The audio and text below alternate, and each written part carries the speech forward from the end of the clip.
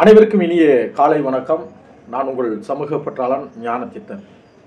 அப்துல் கலாம் ஐயா அறிவு புரட்சி அறக்கட்டளை வாயிலாக வரலாற்றில் நடந்த முக்கிய நிகழ்வுகளை, அதிலும் குறிப்பாக போட்டித் தேர்வுகளுக்கு பயன்படும் வகையில் நான் வரலாற்றில் இன்று என்கின்ற நிகழ்வை தொகுத்து வழங்கி வர யாம் பெற்ற இன்பம் பெருக வையகம் என்கின்ற உயர்ந்த நோக்கத்தின் அடிப்படையில் கனவு காணுங்கள் அப்படின்னாரு அப்துல் கலாம் ஐயா அவர்கள்.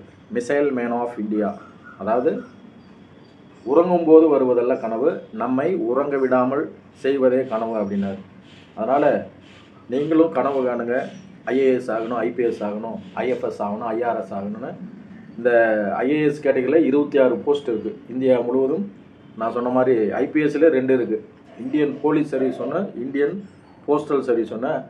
ஐஎஃப்எஸ்ல 2 இருக்குது. இந்தியன் ஃபாரஸ்ட் சர்வீஸ் ஒன்று, இந்தியன் ஃபாரின் சர்வீஸ் ஒன்று. அந்த மாதிரி 26 போஸ்ட்டு இதில் யூபிஎஸ்லேயே இருக்குது. அது மட்டும் இல்லை, முப்படைகளில் நடத்துகிற போட்டித் தேர்வுகள், ஆர்மி, நேவி, ஏர்ஃபோர்ஸு இதில். அது மட்டும் இல்லை, ரயில்வே இருக்குது, அப்புறம் ஸ்டாஃப் செலெக்ஷன் கமிஷன் இருக்குது. அது மட்டும் இல்லை, இந்த அமரன் திரைப்படத்தில் வர மாதிரி இந்திய இராணுவத்தில் உயர் அதிகாரிகளுக்கான தேர்வெல்லாம் இருக்குது. இப்போ ஓடிஏ ஆஃபீஸர் ட்ரைனிங் அகாடமி சென்னையில் இருக்குது. அந்த மாதிரி தேர்வுகளெல்லாம் இன்றைய இளைஞர்கள் எழுதணும். மற்ற மாநிலங்களை நம்ம ஒப்பீடு செய்யும்போது தமிழகத்தில் உள்ள மாணவர்களுடைய எண்ணிக்கை, அதனுடைய விழுக்காடு, இப்போ 100 பேர் ஓடிஏல எக்ஸாம் எழுதி பாஸ் பண்ணி ட்ரைனிங் போகிறாங்கன்னா அதில் ஒரு 5 பேர் கூட தேர மாட்டேங்கிறாங்க. நம்ம இளைஞர்களுடைய சிந்தனை, செயல் இதெல்லாம் வந்து எதை நோக்கி இருக்குது அப்படின்னா, விழலுக்கு இறைத்த நீராக, அதாவது சினிமா தான் சாதனை, சினிமா தான் உலகம், சினிமா தான் அப்படின்ட்டு அதன் பின்னாடி போகிறாங்க. இல்லைன்னா ஐபிஎல் கிரிக்கெட் பார்த்துட்டு அந்த நேரத்தை, அதாவது காலம் பொன் போன்றது, காலத்தை வந்து வெல்ல வேண்டும் நாம். அதாவது சோம்பேறியாக இல்லாமல் சுறுசுறுப்பாக இருந்து உண்மை, உழைப்பு, உயர்வு என்கின்ற தாரக மந்திரத்தை கையில் எடுத்து வாழ்க்கையில் இன்றைய இளைஞர்கள், தமிழக இளைஞர்கள் ஜெயிக்க வேணும். மத்திய அரசு நடத்தும் தேர்வில் ஏற்கனவே நான் சொன்ன மாதிரி 100 பேரில் 5 பேர் கூட தேர மாட்டேங்கிறாங்க. அது ஆர்மி ஆகட்டும், நேவி ஆகட்டும், ஏர்ஃபோர்ஸ் ஆகட்டும், இல்லை போஸ்டல் சர்வீஸ் ஆகட்டும், இல்லை ஐஏஎஸ் ஐபிஎஸ் ஆகட்டும், இதனுடைய விழுக்காடு அதிகரிக்க வேண்டும். தமிழக இளைஞர்கள் வந்து அதை நோக்கி பயணிக்க வேண்டும். நான் என்னுடைய உழைப்பானது விழலுக்கு இறைத்த நீராக வீணாக போகாமல் கிணத்துல போட்ட கல்லாக இல்லாமல் இந்த தகவலை மற்றவர்களுக்கும் பகிருங்கள். அனைவரும் பயன்படட்டும். நீங்களும் வாழ்க்கையில் ஜெயிக்க வேண்டும். உங்கள் வாழ்க்கை இந்த சமூக மேன்மைக்கு பயன்பட வேண்டும் என்பது தான் என்னுடைய தொலைநோக்கு பார்வை. அந்த வகையில் ஜூலை 24ஆம் தேதி நடைபெற்ற முக்கிய நிகழ்வுகள் என்னென்ன அப்படிங்கிறத இந்த தொகுப்பில் நம்ம பார்க்கலாம். முதல்ல 1924ஆம் ஆண்டு ஜூலை 24ஆம் தேதி வந்து பன்னாட்டு சதுரங்க கூட்டமைப்பு பாரிஸில் அமைக்கப்பட்டது. பாரிஸ் வந்து பிரான்ஸோட தலைநகர். பன்னாட்டு சதுரங்க கூட்டமைப்பு, அதாவது ஃபெடரேஷன் இன்டர்நேஷ்னலி டி இஸ் வேர்ல்டு செஸ் ஃபெடரேஷன், அதாவது அதனுடைய கூட்டமைப்பு பாரிஸில் இன்னைக்கு. இதை வந்து ஈஸியாக நம்ம மைண்டில் வச்சுக்கலாம். ஏன்னா ஜூலை 24, 1924 அதனால் பன்னாட்டு கூட்டமைப்பு, சதுரங்க கூட்டமைப்பு பாரிஸில். அதை வந்து சுருக்கமாக ஃபீடே அப்படிங்கிறாங்க, FIDE. அதனுடைய எக்ஸ்பிளனேஷன், அப்ரிவியேஷன் என்னன்னா ஃபெடரேஷன். ஃபீடேக்கு அப்ரிவியேஷன் என்னன்னா ஃபெடரேஷன் இன்டர்நேஷ்னலி டி எக்கஸ் அப்படிங்கிறது தான் செஸ்ஸோடைய கூட்டமைப்பு. இப்போ இதில் வந்து நிறைய தலைவர்கள் அன்று முதல் இன்று வரை இருக்கிறாங்க. தமிழ்நாட்டை சேர்ந்த சமீபத்தில் பிரக்யானந்தா அவங்களுடைய சகோதரி, அது மட்டும் இல்லை விஸ்வநாதன் ஆனந்த் அவர்கள் செஸ்ஸில் உலக அளவில் முதன்மையில் இருக்கிறாங்க. அந்த வகையில் தமிழர்களாகிய நமக்கு மிகப்பெரிய ஒரு பெயரை, பெருமையை இவங்கெல்லாம் பெற்று தந்திருக்கிறாங்க.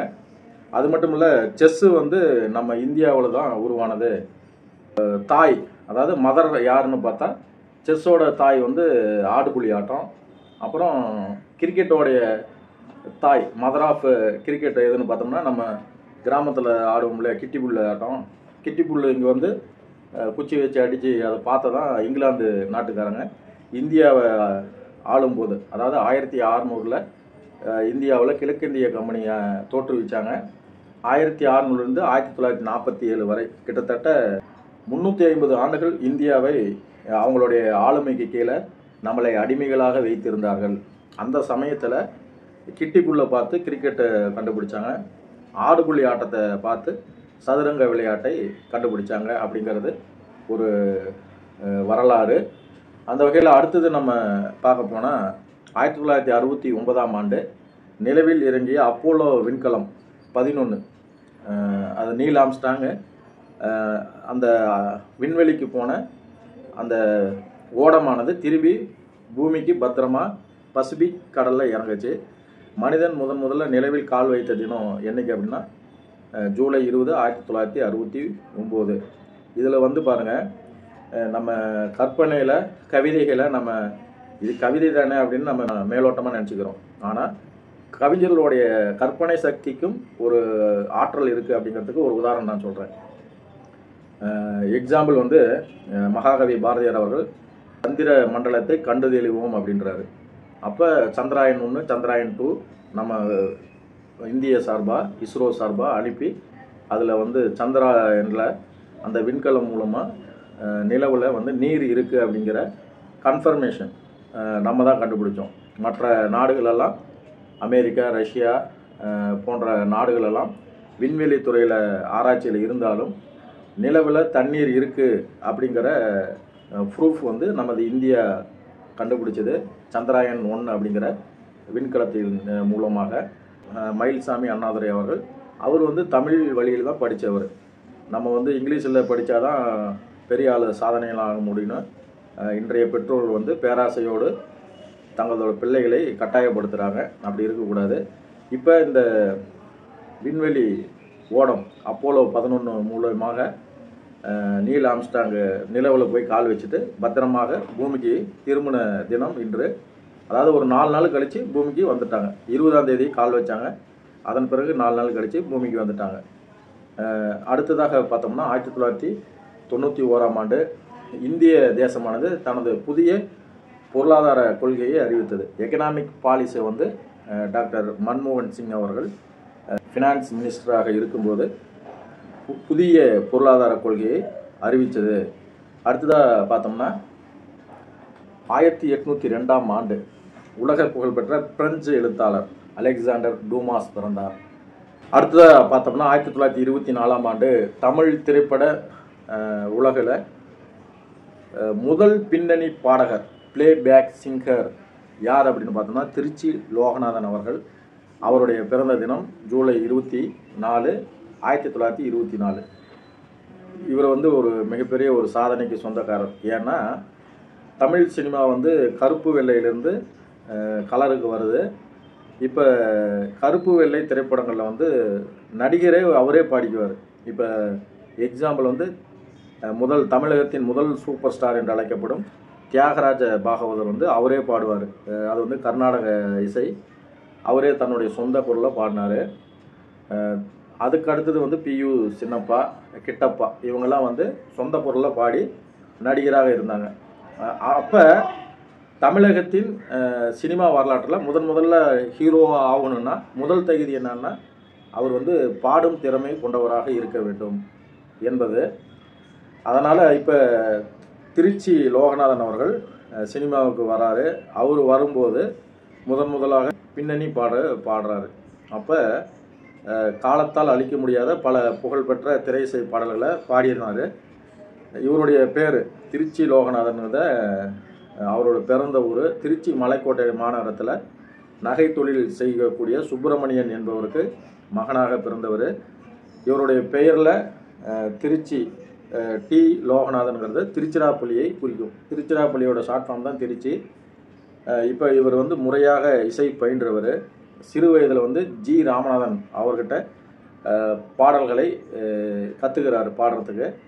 இவர் முதல்ல பாடிய பாட்டு அப்படின்னு பார்த்தோம்னா எம்ஜிஆர் அவர்கள் கதாநாயகனாக நடித்த திரைப்படமான மந்திரி குமாரி அப்படிங்கிற திரைப்படத்தில் வாராய் நீ வாராய் போகும் இடம் வெகு தூரமில்லை நீ வாராய் அப்படிங்கிற பாட்டு ஜி ராமநாதன் இசையில் ஜிக்கியோடு சேர்ந்து பாடுறாரு.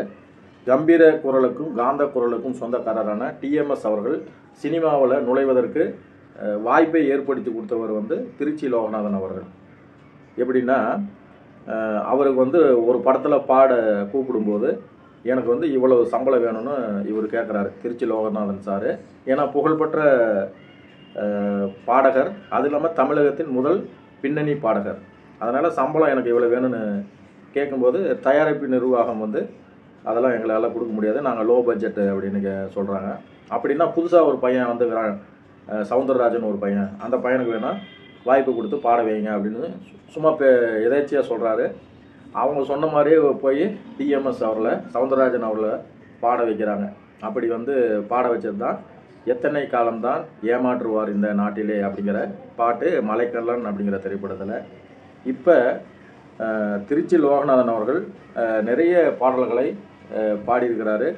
அவர் பாடிய பிரபல பாடல்கள் என்னென்னா கல்யாண சமையல் சாதம், காய்கறியும் பிரசாதம் அப்படிங்கிற பாட்டு, ஆசையே அலை போல அப்படிங்கிற பாட்டு, அடிக்கிற கைதான் அணைக்கும் அப்படிங்கிற பாட்டு, என்று தனியும் இந்த சுதந்திர தாகம் அப்படிங்கிற பாட்டு, உழவும் தென்றல் காற்றினிலே அப்படிங்கிற பாட்டு, புருஷன் வீட்டில் வாழப்போகும் பெண்ணே அப்படிங்கிற பாட்டு, இப்படி நிறைய பாடல்களை பாடியிருக்கிறாரு.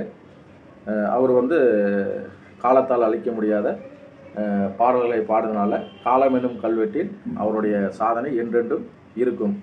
இப்போ அடுத்ததாக பார்த்தோம்னா 1953ஆம் ஆண்டு நடிகை ஸ்ரீவித்யா அவர்கள் பிறந்தாங்க.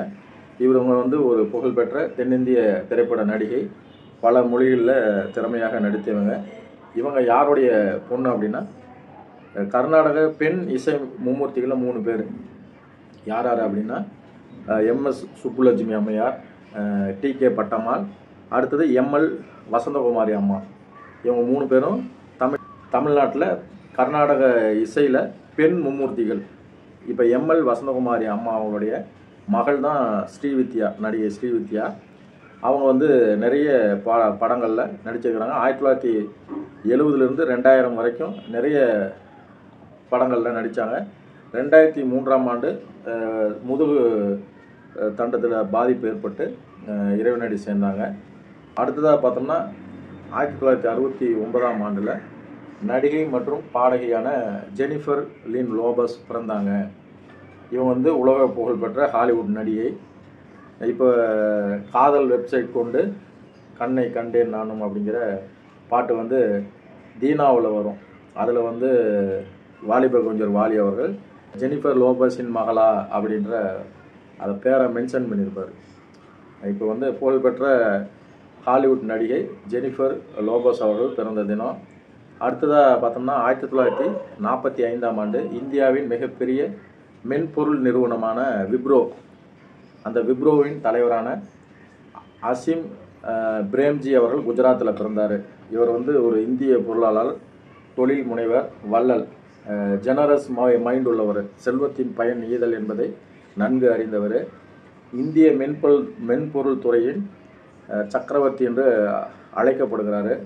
சுமார் 40 ஆண்டுகளாக விப்ரோ நிறுவனத்தை வழிநடத்தி உலகெங்கும் நம்ம இந்தியாவுடைய புகழை ஐடி துறையில் இவர் தான் கொண்டு சேர்த்தார்.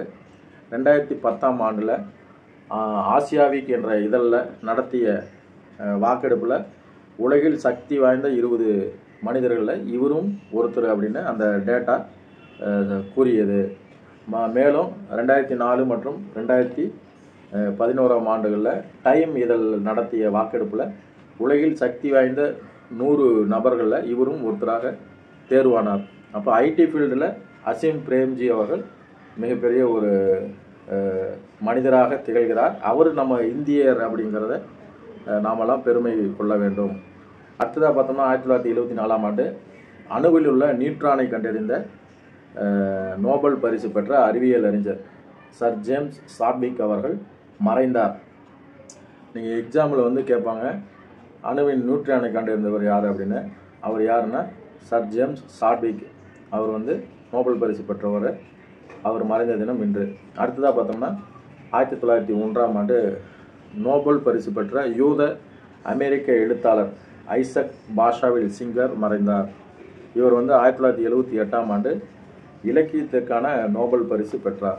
இப்போ இந்த பேர்லாம் நம்ம எதுக்கு நம்ம தொகுத்து வழங்குகிறோம் அப்படின்னா, ஒரு விஷயத்தை நம்ம முதல்ல கேட்கும்போது புதுசாக தெரியும், மேலும் மேலும் கேட்கும்போது நம்மளுக்கு வந்து அது பழகிரும். அது இல்லாமல் நோபல் பரிசு பெற்ற யூத அமெரிக்க எழுத்தாளர் யார் அப்படின்னு எக்ஸாமில் டிஎன்பிசி யூபிஎஸ்சி போன்ற எக்ஸாமில் கண்டிப்பாக கேட்பாங்க. இல்லை 1978ஆம் ஆண்டு இலக்கியத்துக்கான நோபல் பரிசு பெற்றவர் யாருன்னு கேட்பாங்க. அதனால் இதுக்கெல்லாம் ஆன்சர் வந்து ஐசக் பாஷாவிஸ் சிங்கர் அப்படிங்கிறது தான்.